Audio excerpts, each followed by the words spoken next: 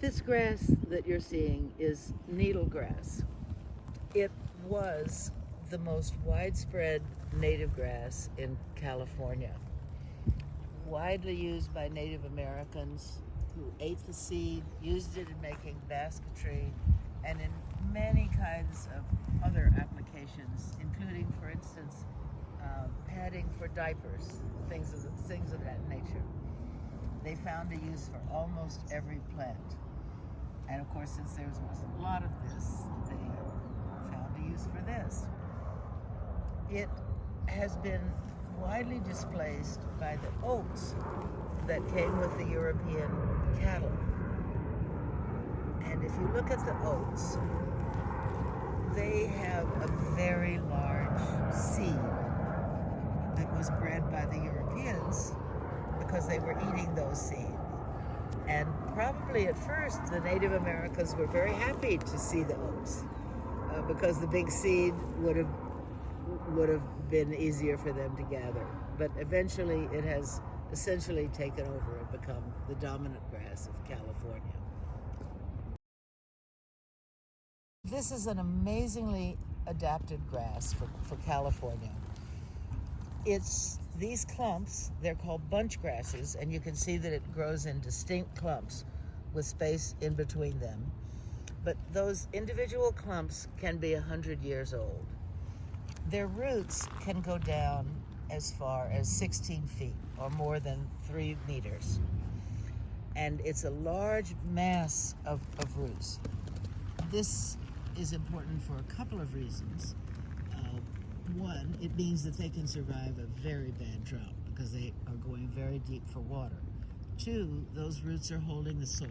They're keeping it from eroding. And three, those roots are storing carbon. So a case can be made that it's better to have an established needlegrass stand like this than a tree like this one, that more carbon is stored by that grass. The seeds are really amazing. You're not seeing the fresh seeds, and they're very, very beautiful. They have a long thread with bends in 2 places, and that's called an awn, attached to each seed. And each seed is really tiny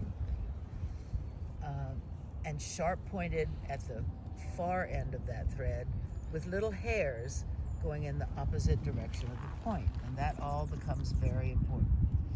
When that seed falls, an amazing thing happens. It walks. The thread in the hot days shrivels up or twists and pulls the seed behind it a little distance from wherever it has fallen. At night, when there's a little more moisture, it relaxes and goes a little bit farther. Now, when this goes on for days, it has walked that seed away from the parent plant where it can start a new clump. At some point, that sharp seed will maybe fall into a little bit of a hole or find a place where it gets a little bit stuck, and that might be a good place to grow. And then those hairs going in the opposite direction from its point will tend to keep it there. Now, when the threads shrink, they actually help drill that seed down into the hole.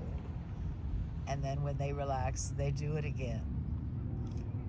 So, it's not right to say that plants have a mind, but pretty smart plants.